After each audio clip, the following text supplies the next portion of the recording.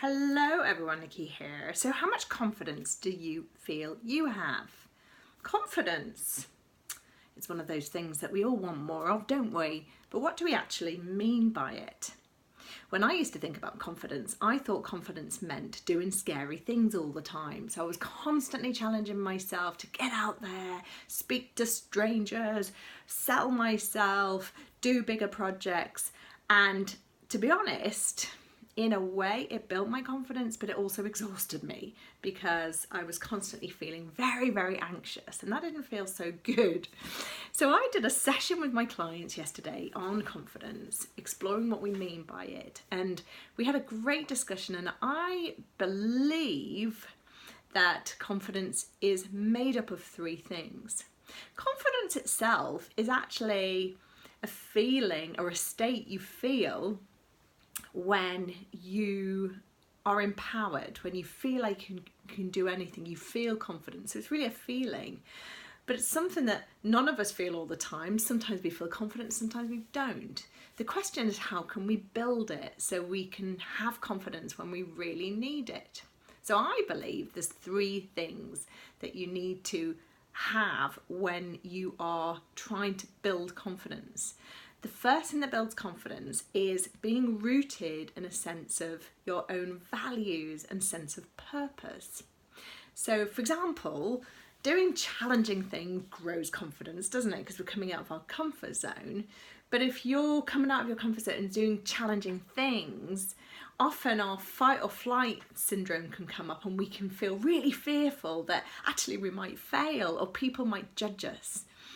And often that's because we're not really driven by a sense of purpose. We're driven by the need to push ourselves, or we're driven by the need to impress others. And that's when ego can get in the way.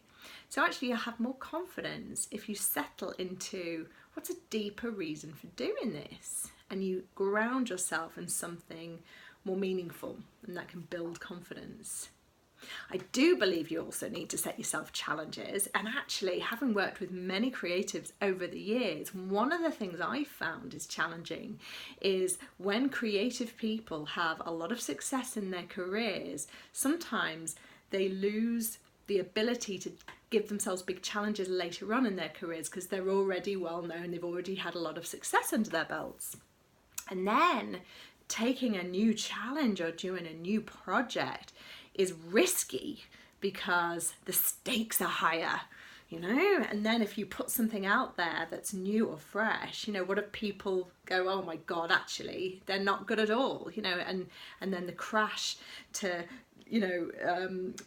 becomes even more painful because then maybe they'll lose the reputation that they built up. So actually it can decrease your confidence when you've had success. So you need to keep setting challenges for yourself throughout your creative career so you keep your passion and you keep aliveness and you keep growing. But the third thing that I really believe helps with confidence is actually developing a learning mindset. Now, I believe that many people get overwhelmed with anxiety because they get into worrying states. They're worried about failure, they're worried about things going wrong, they get very fearful.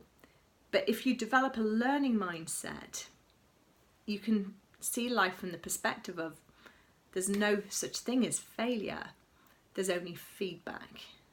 And it makes you a bit more invincible. If you approach life from the perspective of everything's just learning, it kind of frees you up.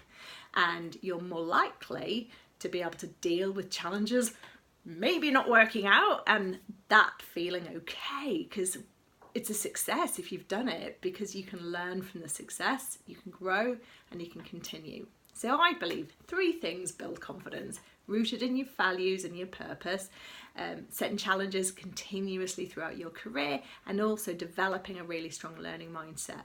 And these are the kind of things I work with my clients on. If you are an ambitious creative who feels like they're a bit stuck at the moment, perhaps you'd like some coaching, so why don't you give me a call and we can have a chat. All right, lots of love. Bye.